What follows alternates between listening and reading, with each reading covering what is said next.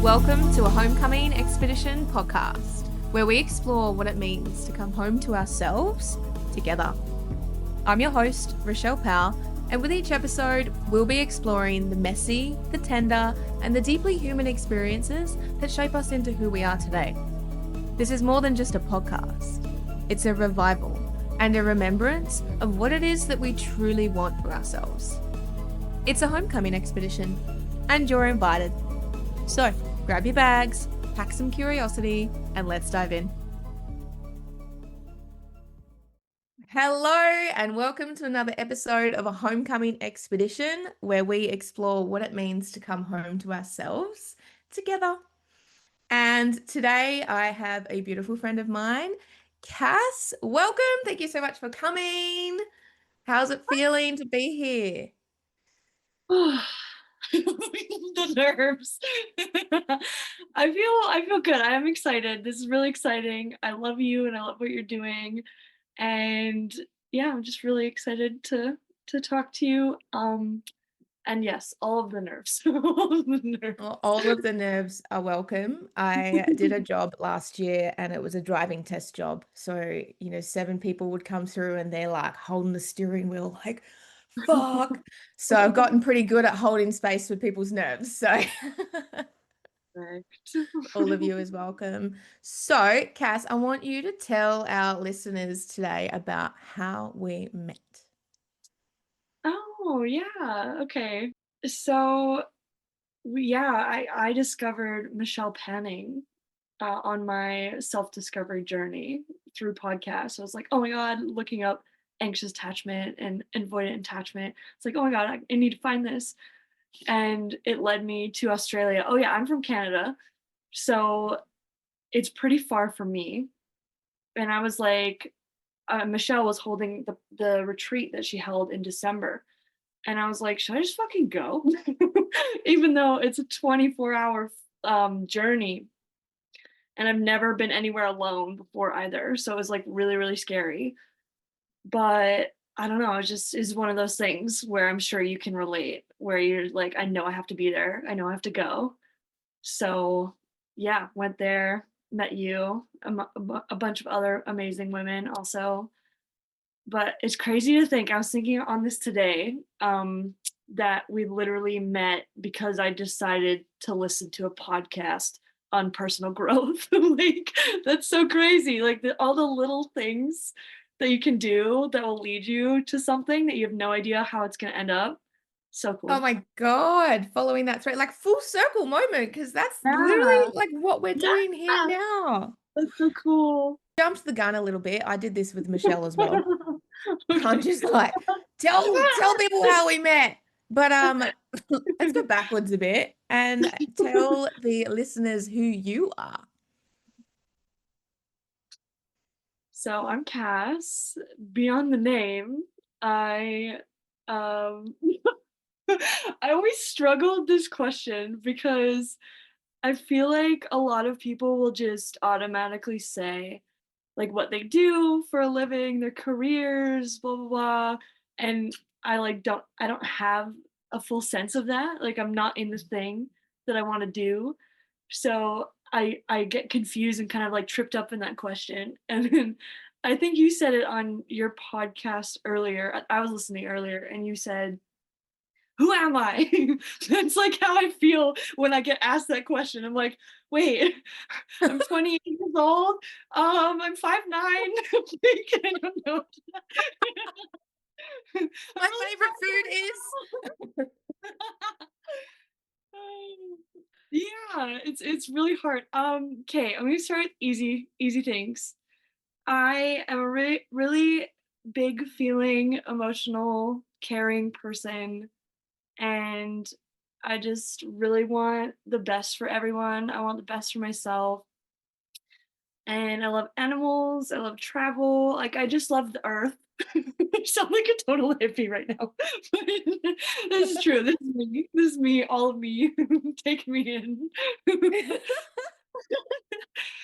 But, yeah, that's kind of what I'm about. I really like, um I need to, like, reset. No Shake it worries, up. take your time. It's a confronting question. Like, it's a bit rich of me. Honestly, let me tell you, it's a bit rich of me to ask that question because I've sat down to do an episode that's like a deeper dive into me so many Mhm, times, and I end mhm, up fucking angry or crying mhm, or mhm. like just so yeah, it is a big question. I think back to the activity that we did on the retreat, and it was like introduce yourselves to walk around the room, find a stranger, introduce yourselves. And then it was walk around the room, find another stranger, but this time, who are you underneath the mask? And I don't Yeah. know what that experience was like for you, but I was like a mess. Straight up, I was like, I don't fucking know. Yeah. Mhm. Yeah, yeah. Yeah, I felt that too. I definitely Mm, was like, yeah, I didn't feel comfortable. And then one of the person that I got partnered with, they were like looking through me, and I was trying to be empathetic, and like I was focusing on seeing her rather than showing up as me. And she was like, "Wow." And she got all these things from looking at me, saying like I was so vulnerable and open and all this stuff. And I was like, that's so crazy. Like the experience that I was having wasn't exactly like it's just nuts how we can read into and I guess she was seeing me reflect back like how I was giving to her instead of me taking the mask off. She perceived it as me taking the mask off. I was like, that's very interesting. wow. Yeah. Interesting. So do you feel like in that moment you were vulnerable? I think I was vulnerable in that I was showing up to like care for her, which is where I'm very comfortable. I'm less comfortable in being like, this is me, this is who I am. Like, take me in. I'm more Mm. comfortable taking someone else in. And I'm Mm, slowly shifting that, slowly like balancing the scales on that. But cool. yeah. Well, this episode is all about you. So what perfect practice grounds. Shit, shit, Girl, shit, shit, girl shit. scream. Huh. Well, thank you. Thank you for your introduction. And I'm sure our listeners are going to see more of you unfold throughout this call. Um, so yeah, on this podcast, as I said earlier, we explore what it means to come home to ourselves. So for me to ask you that question, like, what does it mean for you to come home to yourself? What does that mean to Cass? So when I heard that, my first initial instinct, like where my brain was like, okay, we gotta go back to the beginning. So I grew up in a really dysfunctional family, and my parents were they weren't the kind of people that were inquisitive on themselves and wanted to like start a journey of self-discovery. And I feel like that's also the generation too, I think. A lot of people around that age weren't doing what people now are doing more. But yeah, so a lot of like dysfunctional patterns and disconnection, distress. And it led me to feel like really lost and really alone. And I pretty much did not have a connection to myself. I I feel like you have to learn from your parents at that age. Like you have to be shown that. You have to be mirrored that. You have to have a conscious parent being like, "Hey, this is how we, reflect. This is how we build these beliefs about ourselves." Blah blah blah. Right? Anyway, did not happen in the household of the Clearys. So yeah, it was really really hard. I was experiencing a lot of anxiety and depression, what was labeled as like general anxiety disorder, clinical depression. But I ultimately at that time didn't know like where it was coming from or actually what it was. And looking back, that was just just like grazed the surface of what was actually happening. Mm, And I later discovered that I was just so like bound to toxic shame. I was mm, so shameful of myself, and I know where it comes from. I know I like internalized my experience from my family and the people outside my family that I had a hard time with. but it's just so fucking hard. It's just so hard. Mm. And not feeling in control as well, not feeling control, not feeling safe. It was awful. And it led to what I put in my introduction, the dark night of the soul, where I thought it was gonna be the best thing ever. Just like when I left home, I was like, "Oh my god, this is when everything's gonna change." Like Freedom! once I get out, like it's over for you hoes. You know, like it's over. um, and ironically, like I fell on my face so fucking hard, and I didn't realize that that would happen. And I look back now, and I know why. It's like because all those patterns were like in me now. Like I was seeing myself the way that other people saw me. Like all of that stuff was still in here, and I was like, oh, once I get away from home, it's gonna be better. It's like no, now you get to meet it. So Interesting. So like this mismatch of like inward energy versus the outward energy, right? Like it was shown to you in that moment. yeah, that's such a good way to say it. It was sewn into me. Yeah. Yeah. Mhm. Yeah, it just Wow. like became who I was, all of those experiences. Like I completely absorbed it. I was more of like a internalizer rather than an externalizer. Like someone Mm, that, you know, has bad experiences happen to them and they like fight. They, you know, yell back, say things, they'll express if they feel shamed, they'll bark, they'll bite. That wasn't mm. me. I would turn all of that inwards. So you're still biting, still barking, but at you. Yeah. So in that time, I was just trying to stop like the pain that I was feeling. It was just such intense emotional pain. I was just trying to numb myself with anything that I could, alcohol, sex, drugs, even television, like anything. Because I was like, I need to distract, I need to escape from how I feel. These feelings are too much. Like, and all of the feelings that I felt, I was thinking that, oh, it's because I'm bad. Like that's that toxic shame. Like feelings, Mm, all these feelings, it's awful. It's because I'm awful. It's because I'm fucked up. I think I woke up one day and it was just the same cycle of the same shit over and over, like attracting really dangerous, hurtful people, and even in friendships too. And just like it just continued the shit, the mm. recycling of the experiences for my psyche to try to figure it out and like repair the past. And I was like, okay, I can't do this anymore. I don't know what needs to change, but something needs to change. It's so like unbearable. Mm, I can't. So I kept looking into things for how I wanted.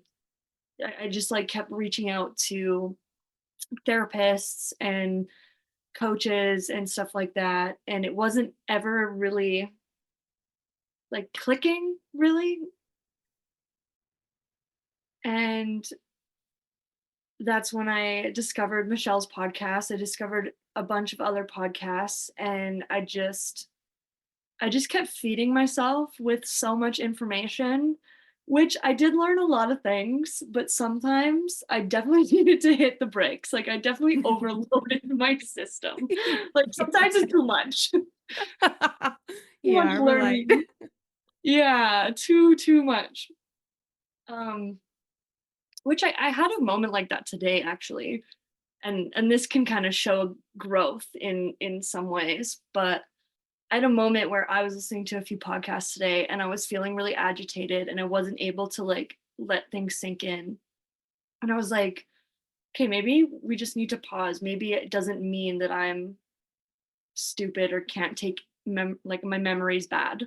And I literally put on meditation music and drove around and I sat with myself and I was like, oh, it feels so much better. It's like, wow, that's so cool. How Growth. cool. How would you have done that? Like, what would that have looked like before, do you think? um, just trying and trying and trying to listen and make sure that I was getting the right things done and Yeah.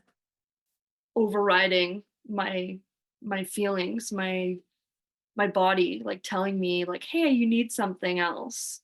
Mm, And I've like finally felt in that moment like, "Oh shit, I can feel my body's like speaking to me."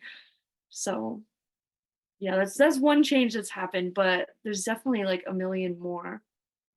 so when you talk about the toxic shame earlier, and I'm Mm, I'm sure that that is something that many of us, if not all of us, on some level can relate to. How did that show up for you? Because you were talking about your story like, you were seeking these unconscious, or maybe unconsciously seeking these situations and these people yeah. that you could heal and change, right? In that moment, was that something you were aware of happening, or is that something that you learned about later on? Everything that I said was in hindsight. Like I was very, very much asleep, if you will. Mm, Walking, going through life unconsciously, automatically, just kind of based on instinct. But my instinct was like out of a fear response, out of mm, survival, essentially. And knowing that now, it's like that's definitely helped with the compassion piece that I've built over the last few years. Because I'm like, dude, you can't blame yourself anymore for that shit because you were literally unconscious. mm, Um, yeah, but I realized when I look back, because yeah, there's a period of time when I started to do this work that I would become aware of the things. And there was a moment that happened with my ex where he was like, "Oh, you're acting just like your mom," and it triggered the fuck out of me. It triggered me so much. I bet I felt that just then. Oh yeah, it triggered me so much because we have a very, very, very tumultuous relationship, and like she's definitely like a lot of where my pain comes from. But when we broke up and the dust settled, and I started like seriously looking at myself and working on myself, I realized that it wasn't an unfair comment. Like Mm, I saw the similarities. I was seeing what was happening, and I realized I was like, "Oh, if I don't," and it's that saying that has been posted everywhere, "If you don't heal what hurt you, then you'll bleed on people that didn't cut you." mm, And I was like, I've been doing what she was doing. Like she's got hurt from her past and her parents and her childhood, and now she's like bleh, on other people. And there mm. was a moment where I did that, and I was like, "Oh my god!" So that was like getting me out of. I think it was a very it's like a victim mentality, but I do think that it was a necessary step in the whole process. Like I don't want Yeah, to ever discount that and be like, "Oh, I was in the victim mentality, it's so bad." Like I really think that it was a step in this like whole integration of all that. absolutely. Because it's recognizing that um that you were wronged in ways. It's Mm, like I think that, and I'm feeling a bit hypocritical saying this because it's something I'm struggling to recognize within myself. But it's like you can stay there. You can stay in that phase, that victim mentality, or you can go, okay, well, I was a victim in ways, and I am choosing not to be anymore. yeah. Something that I realized, so I've just discovered grief, which is funny. Knock knock, who is it?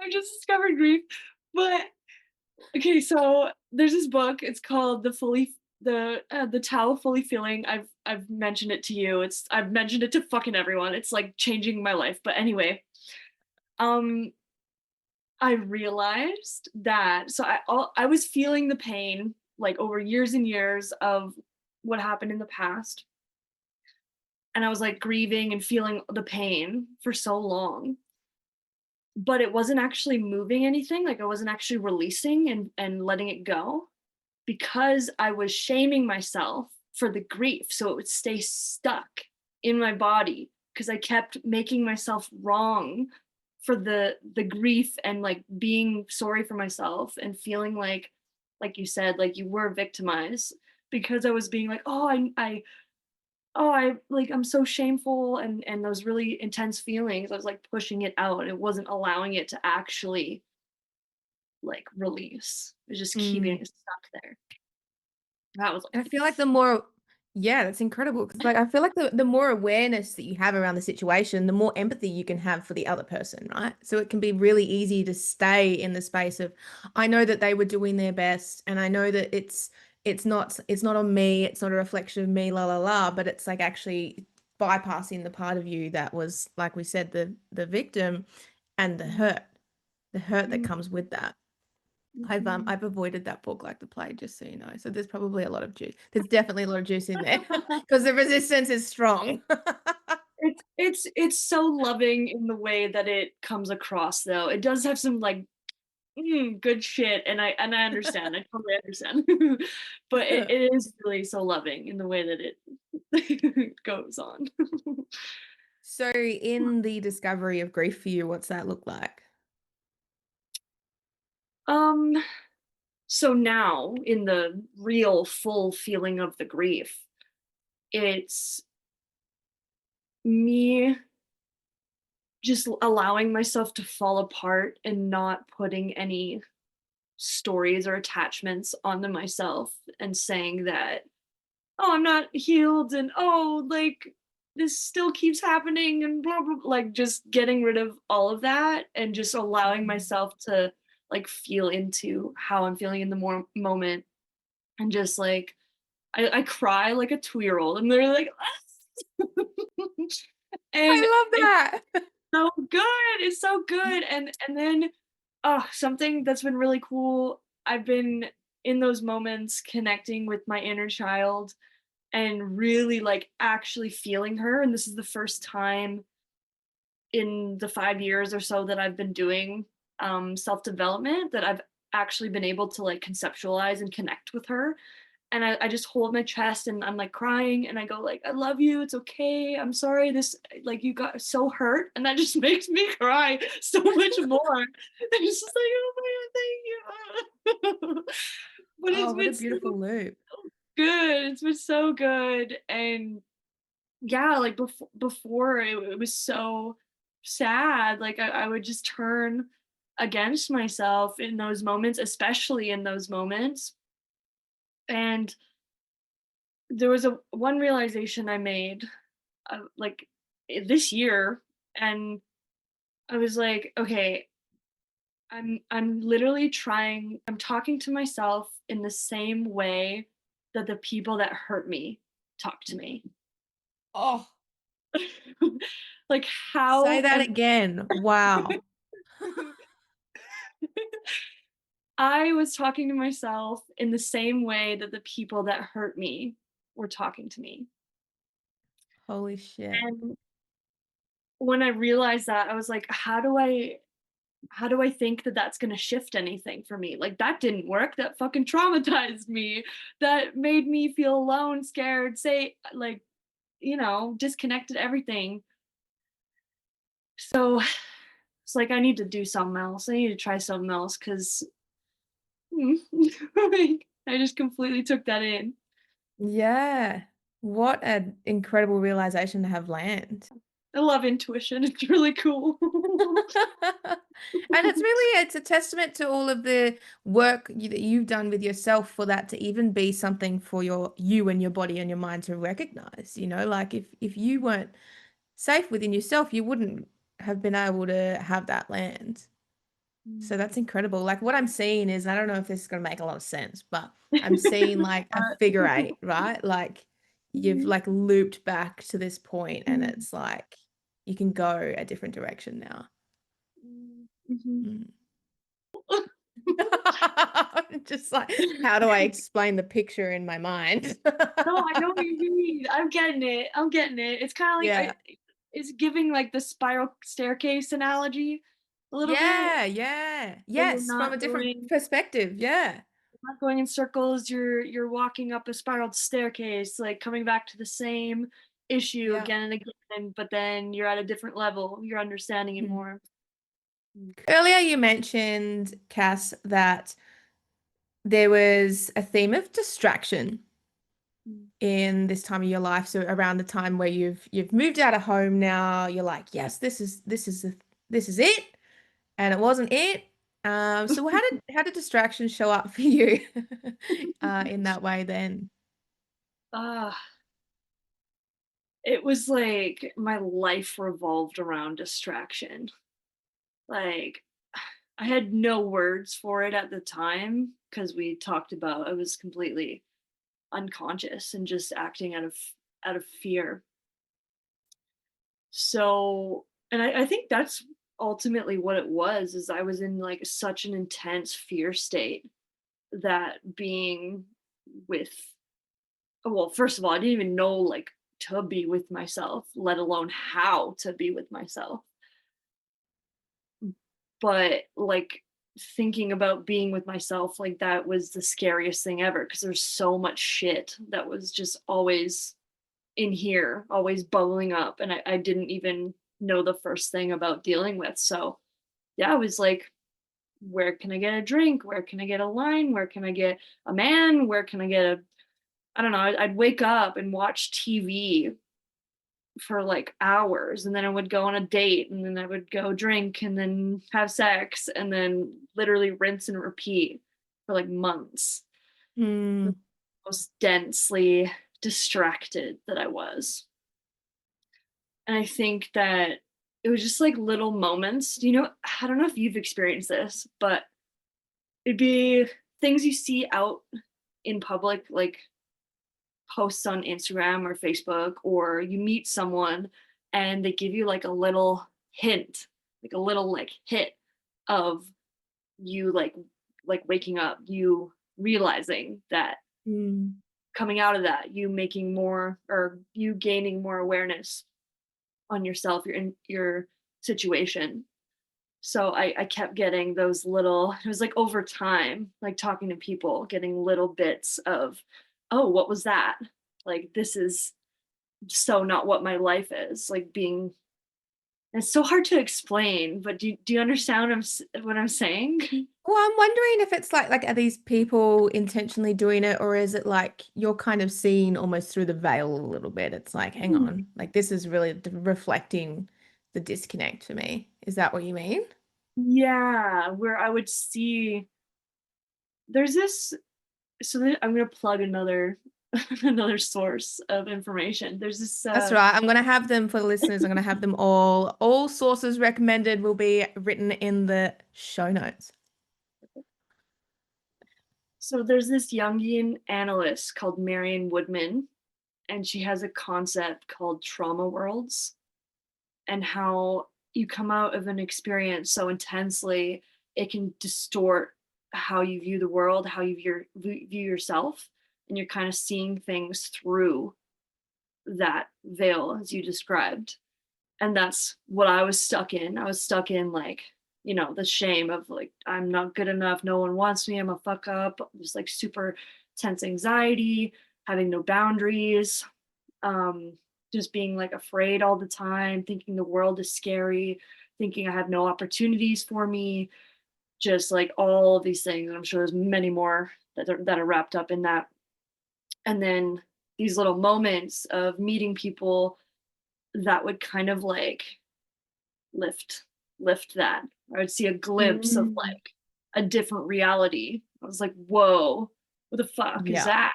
Like I know, and it kind of kept me going in ways. Like there are some things that kept me going, like my connection with my brother kept me going. And but like there wasn't a lot of experiences that I had that like showed me that there was more to life. Mm. But those little moments were like, hey, there's something else. There's something more. There's something better. So I just kind of held on to that. And even though I was like really unconscious, like there was something in me, maybe my intuition, higher self, that was following that and being like, yeah, we're going to follow this, even though I wasn't consciously aware of that happening. Yeah, I totally get what you mean. So what that made me think of as you were saying that was, so I had this friend, right? So she was we were working together and she was a lot older than me, and I was going down this path of like bitterness, like deep resentment, like fuck this. Someone would be like, "How was your day?" I'm like, "You're a shit," without even taking a second to think about if it was actually shit or not. But she would poke those questions. She'd be like, "Oh, why?" And it was just enough curiosity that I was equally just enough open to. So what I'm hearing in your story is like it wasn't just that these experiences were happening, you were open enough to notice them. And that's how this friend reflected that to me, because for years I was like, I wouldn't be here. I wouldn't be, air quotes, awake if it wasn't for her. And she flipped it back to me and it was like, but you were open. Yeah. I just got chilled. That's so cool. Yeah, so that's what I'm hearing in your story here is like you were open to these like little glimmers of what could be almost, and then following that.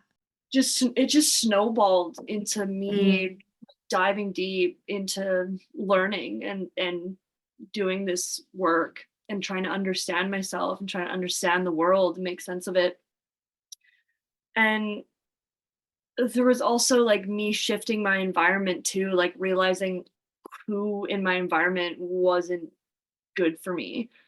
And those experiences were really hard because that came with a lot of fear too, trying to, like shift people and things around and jobs and stuff like that. I think the hardest thing was learning to sit with my emotions. Like I said earlier, discovering the grief that was like a month ago. And before that, I was still building that foundation of that connection with myself. But that was like, oh, there's nothing wrong with me that I have these emotions. Like they're mm, there. I've had these experiences. They haven't been my fault. It's okay to feel them and to fall apart. mm, And have you heard the term like emotions are teachers? mhm, Heard that before? So I think emotions are teachers, but only if you can sit down and listen to them and feel them first. mm, Because I was feeling my emotions like in the past, or like, sorry, I was experiencing these intense emotions, but I would go like right into, oh, blah, blah, blah, blah. What do I do about them? How do I fix it? Oh, shame, blah, blah, blah, blah, like all up in here, rather than sitting and being like, oh, validating, feeling, mhm. crying, like being with it, like learning how to be with my experience. And I think that's the like stark contrast from the distraction. Like all of that was me running and trying to escape from what was going on rather than learning how to be with it, be with Yeah. myself. Yeah, it was like So the what are number one some, theme. sorry, No, sorry, go ahead. no, what'd you say? I just said that's the number one theme. Yeah. So what are the things that you use, like the tools or the learnings? You've touched on many of them, but what are like the key things that you use to help Mhm. you sit with yourself? Like, Mhm. So one is like radical acceptance. mm, So learning how to just accept my experience as what it is rather than trying to put all these like judgment labels or take it and try to make sense of something, literally just being like, oh, I'm feeling sad, I'm feeling distrust, I'm feeling shame, I'm feeling happy, like just anything that I'm experiencing, like accepting that radically. mm, And I'm learning how to do that with myself, like the radical acceptance of myself. And I had a good moment of that a couple days ago actually, where I was experiencing like kind of a depressive mood. There's just a lot of things going on in the world, and I was like, oh, the weight of it all. And I realized I was like, oh, this is really hard. This is really hard. Like, be with it, be with it. And something came up in my head, and I was like, oh, but you can love yourself even though you're depressed. And I was like, oh my God. And then it came back to the inner child thing, the compassion thing, and the radical acceptance thing of even though I'm depressed, I can still be there for myself. I can still love myself. I can accept myself through the depression. Yeah. So, so good. Um, Another one I have is reframing. That's one I'm sure a lot of people know or might not know, but it's kind of like a cognitive thing, but it's helpful sometimes. I think sometimes cognitive strategies can be hollow and not effective because you're just like saying the thing but not actually believing it. So it's just like you're just repeating something over and over and over, but it's not like Gaslighting yourself. yeah, it's not really doing the thing you want it to do. But when you pair it with an embodied sense of compassion, then I feel like it works like really well. So instead of saying like something I would used to say is like, oh, I'm fucked up. How could I do that? Or like a shaming thought, reframing it as I'm unlearning and I'm relearning a lot of shit. And I know that I care deeply and I'm trying my best. Mm. And all of those things are true. Like those are true statements. I know that. I feel that in my heart. And it completely just, it's taking accountability for what's going on. Like, yes, I'm learning a lot. I'm learning a lot. I'm dealing with a lot. And I know I care deeply. Self love, compassion. I'm trying my best, like being honest. That's beautiful. It creates space between that shame that's like you are fucked right now. Where it's like that's some old stuff. And whilst a level of that feels true, there's also these other truths, and it creates like a bigger gap between the now and that thought pattern. That's beautiful. I have one more thing I want to share that I've been doing that's been really helpful. And it's removing the word should from my vocabulary. So I should do this. I Yeah. should do that. Because it doesn't feel like it's like, oh yeah, I should get to this. I should get to that. It just felt like I was putting so much expectation and pressure on myself to do these things rather than this is what I'd like to do. If I don't Mm, do this, then this will happen. Do I want that? Or this would what do I need? Like taking what I should do to what do I need? Oh, so yeah. good. So much freedom. My kinesiologist often says to me, she's like, "Did you should all over yourself?" Oh my God, Yes. that's so good. I like that. Yeah, it I'm brings a gonna level use of lightness too. It's like, oh, damn it, I'm shooting on myself again.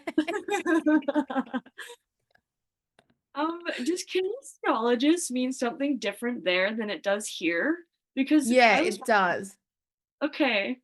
Yeah. So and even like when you Google it here, it's mostly like, I think where you are and in America, it's like working with muscles, like the state of muscles. Mhm. Whereas here it's more energetic base. So yes, we use like muscle testing and we work with the muscles. We're also working with the emotional, mental layers like underneath that, like is there an emotional block that's preventing the muscle from working the way that it should? That's so cool. Yeah, so it's less like muscle focused. We absolutely use that. Unless you go to a kinesiologist, you're like, my calf muscle's hurting, and you do like a balance on the calf muscle kind of thing. It's more like or how I use kinesiology anyway, as I go with an emotional goal. I'm like, I did this one time. I did it on every chakra. and it completely rocked my world.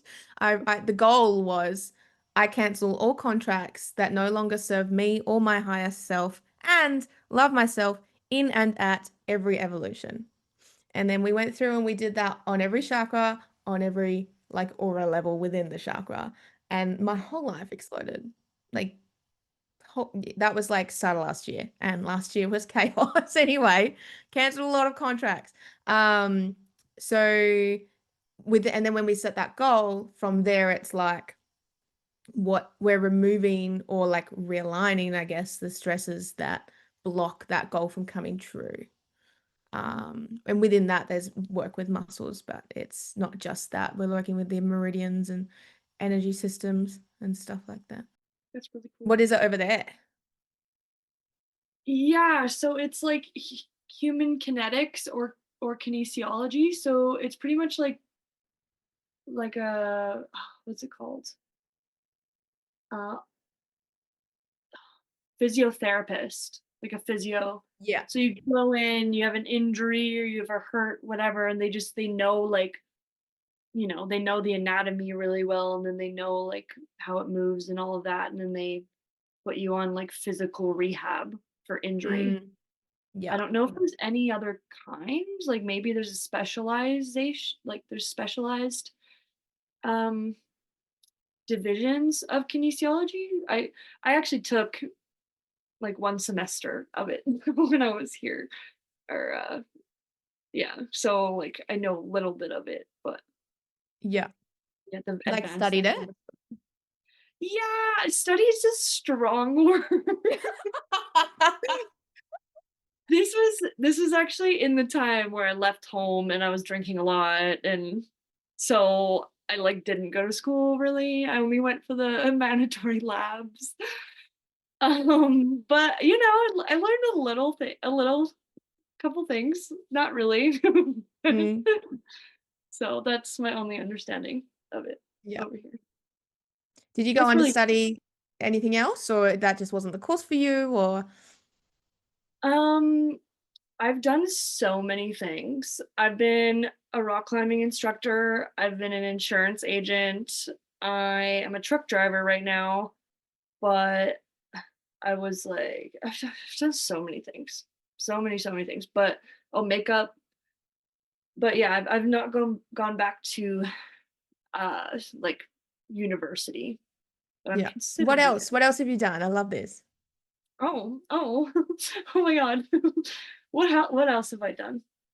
Like serving. I did serving for 6 years, like lots of different restaurants. I worked in like a sushi restaurant, worked in a Indian like fancy fusion restaurant in Vancouver. Trying to think. I've literally had like 20 jobs. Yeah, I remember that Instagram post that was going around, and oh God, sweaty. Not showing that. I'm sweaty too, but I'm wearing a tank top, so you can't tell. Smart. Anyway, I'm going to say that sentence again without my armpits in there. Uh, Flat Watch me frame. not cut that out on the YouTube video. I would love you for that. Honestly, love that.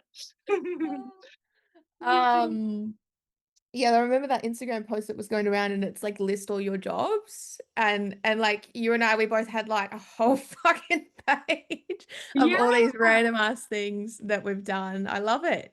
I love I it. remember that 'Cause for you too. what's coming up in my thoughts around that is I remember meeting you at the retreat, and I was like a little bit intimidated.